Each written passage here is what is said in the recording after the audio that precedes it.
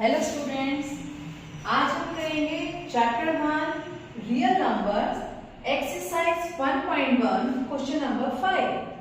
What is the question? Check whether 6n can end with digit 0 for any natural number n।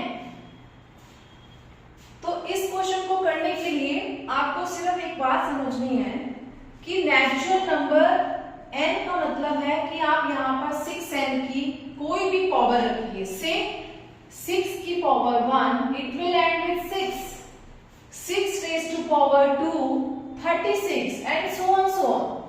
सो हमें कैसे explain करना है?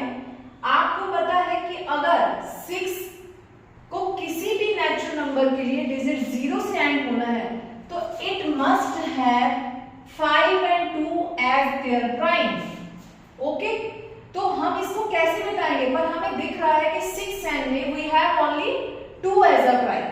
6 का जो प्राइम फैक्टराइजेशन है वो है 2 into में 3। तो पर इसमें अगर 5 तो है नहीं, तो ये कैसे डिजिट 0 से एंड होगा? तो यानी पहले आपको ये समझ में आ गया कि 6n can not end the digit 0 because it doesn't have 5 as a prime factor. तो हम क्या करें? तो हमने इसको लिखना कैसे है? If the number 6n for any n were to end with digit 0, then it would be divisible by 5. That is, the prime factorization of 6n would contain the prime 5. But this is not possible, as 6n means 2 into 3 raised to power n has no 5 as a prime.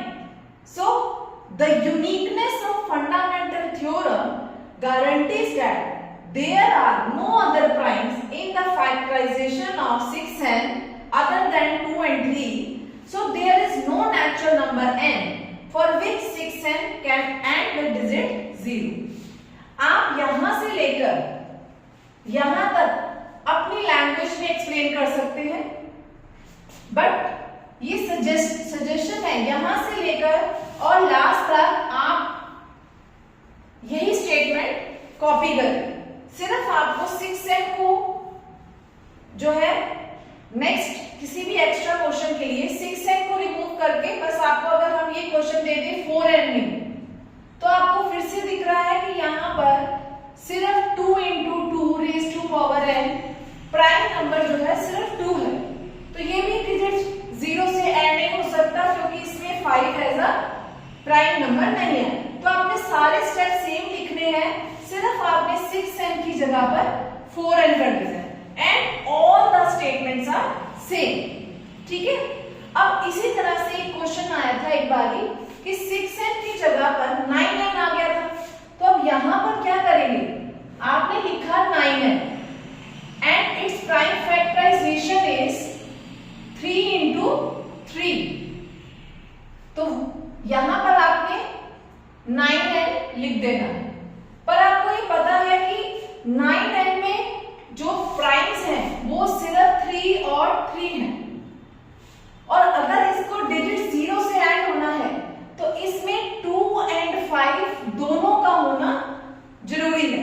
तो यहां पर तो problem पहले 2 की थी, 2 तो था हमारे पास, 5 नहीं था, पर अब आपके पास 2 and 5 बोथ आर एब्सेंट, तो आपको ये दोनों के लिए स्टेटमेंट्स रिपीट करनी है। तो हम यही लिखेंगे, if the number 9n for any n were to end with digit 0, then it would be divisible by 5। तो 5 से डिविजिबल का मतलब यही है कि इसकी लास्ट में 0 आए तो उसके फैक्टर्स 5 and 2 ही तो होंगे, और लास्ट में 0 आएगा तभी ये 5 की डिविजिबिलिटी रूल फॉलो करेगा। तो हम यहीं पे लिखेंगे that is the prime factorization of 9n would contain the prime number 5 and 2 also. तो आपने यहाँ पर 5 and 2 लिखना है, but this is not possible as 9n has only 3 as a prime number. So the uniqueness of fundamental theorem guarantees that there are no other primes in the factorization of 9n for which it will end with digit 0. So it must contain 2 and 5 as its prime number. Okay?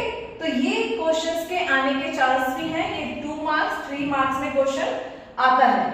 ठीक है, तो ये वाले question में variation क्या है कि आपके पास 4n 6n 9n तीनों की आप प्रैक्टिस करिए, जिसमें आपके पास 4n और 6n में आपका एक प्राइम 5 नहीं था तो हमने ऐसे लिखना है, और 9n में ना ही 2 है ना ही 5 है, तो आपको 2 and 5 दोनों का एक्सप्लेनेशन देना है। Hope this is clear and we will move to the next question. What is the next question?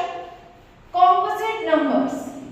आपके पास next question है, if you have a question जिसमें आपको प्रूव करना है कि it is composite, then explain why. 7 into 11 into 13 plus 13, and this is the question number 6 first part, and there is another second part जो आप खुद करेंगे। इसमें आपको दिख रहा है कि यहाँ पर एक हमें क्वेश्चन दे रखा है, हमें बताना है why it is a composite number। तो ये आपको पता होना चाहिए what are composite number। तो composite numbers क्या है? Composite numbers are those जिनके आपके पास फैक्टर्स मोर देन 2 होते हैं। जैसे आपने एक नंबर लिया 4, तो it has 2 into 2 and 1 is the factor of each number, and there is another number you can take 24, it has 2 into 2 into 3 into 1, so it's a composite number। and what are primes? 5 into 1। so ये अपने आप में ही definition clear हो जाती है कि composite number वो है जिसके फैक्टर्स 2 से ज्यादा होते हैं, एंड 5 जो कि प्राइम नंबर है तो इसके फैक्टर्स सिर्फ आपके 2 नंबर्स होंगे, एक तो number itself and 1। Now come to our question. The question is why it is a composite number. आपने इसकी प्रोसेसिंग कैसे दिखानी है? आपने देखना है दोनों में 13 है, तो you can take common 7 into 11 plus 1. Now 77 plus 1. 13 into 78, and you know 1 is a factor of every number. Now you can factorize it furthermore. But हमें जरूरत ही नहीं है, हमने क्या प्रूव कर दिया कि this expression has more than 2 factors. So हम बोलेंगे as it has more than 2 factors, so it's a composite number।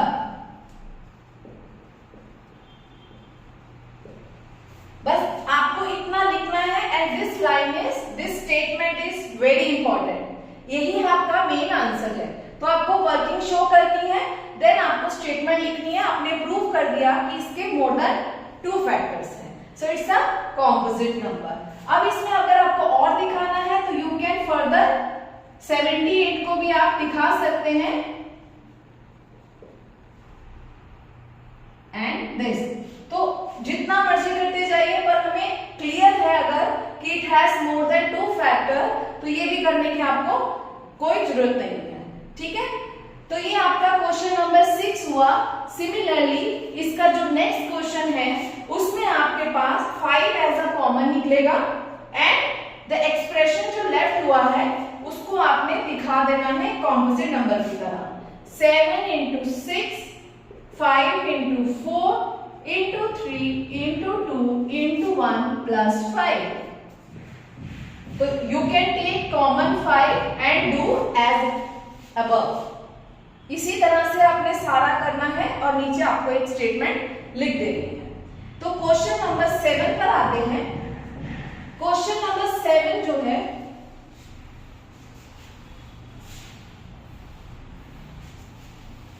Question number 7 है, there is a circular path around a sports field. Sonia takes 18 minutes to drive 1 round of the field while Ravi takes 12 minutes for the same. Suppose they both start at the same point and at the same time and go in the same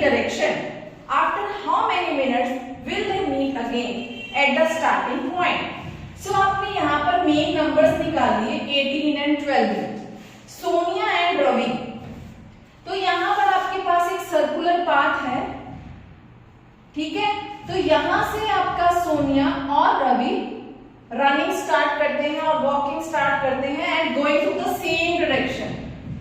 ठीक है, तो हर किसी की अपनी speed है। ठीक है, तो हमने क्या करना है, जब भी आपके पास सर्कुलर पाथ का क्वेश्चन आ रहा है तो आपने इन दोनों का क्या निकालना है, लीस्ट कॉमन मल्टीपल निकालना है ऑलवेज। तो आपने पता है कि आप यहाँ पर 18 एंड 12 दोनों का आप एलसीएम निकाल लीजिए and that is the answer. 3 6 जा 3 4 जा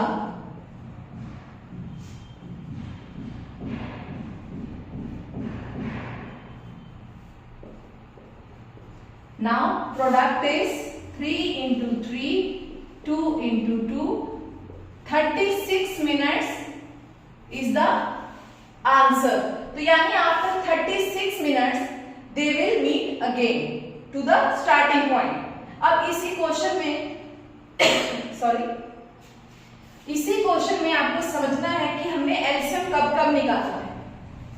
इसमें हम अब जब एक्स्ट्रा क्वेश्चंस के लिए वीडियो बनाएंगे उसमें आपको दिखाएंगे। तो अभी आपको बता रहे हैं कि एनसीईआरटी का क्वेश्चन है सर्कुलर पाथ का, तो आपको पता लग गया कि जितने भी सर्कुलर पाथ के क्वेश्चन आएंगे इट कैन बी 2 पीपल और 3 और मोर, तो आपने हर बार एलसीएम ही निकालना है। तो यहाँ पर आपके क्वेश्चंस आएंगे रेड लाइट और ग्रीन लाइट्स के जो भी क्वेश्चंस होते हैं कि आपकी 3 स्ट्रीट जो रेड लाइट्स है इसकी कॉन्टिन्यूटी में क्वेश्चंस आएंगे कि पहली रेड लाइट इस समय रेड होती है, दूसरी इस समय, थर्ड इस समय। तो एक टाइम ऐसा आता है जब हमें तीनों की रेड मिलती है। तो अब इस केस में भी सेम वही कॉन्सेप्ट है, आपको एलसीएम निकालना है।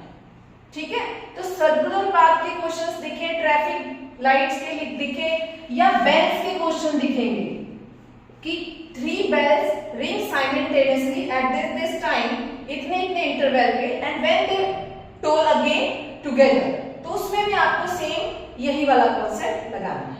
ठीक है, तो क्वेश्चन नंबर आपका 7 कंप्लीट होता है और इसी के साथ आपकी एक्सरसाइज 1.1 कंप्लीट होती है।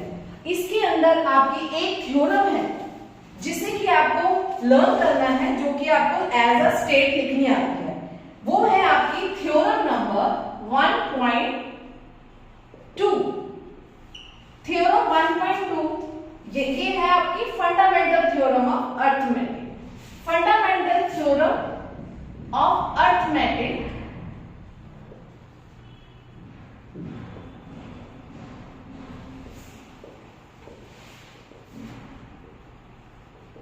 देखिए, फंडामेंटल थ्योरम ऑफ अर्थमेटिक पहले समझ लेते हैं और फिर आपको इसकी स्टेट्स लर्न कर लेते हैं। तो जिनको समझ में आ गया है लर्न करना बहुत इजी हो जाता है। आपने अभी सीखा कि जो भी आपके पास कॉम्पोजिट नंबर है, ठीक है, तो यहां पर आप इसके फैक्टराइजेशन करेंगे, आंसर आया 2 into 2 into 1। ऐसे अगर हमने लिया 18 3 into 3 into 2, तो आप यहां पर क्या ऑब्जर्व कर रहे हैं कि जो भी कॉम्पोजिट नंबर है हम इनको प्राइम फैक्टराइजेशन में लिख सकते हैं और हर नंबर का प्राइम फैक्टराइजेशन यूनिक है। यानी 18 में 3 3 2 है और 4 में 2 2 1 है।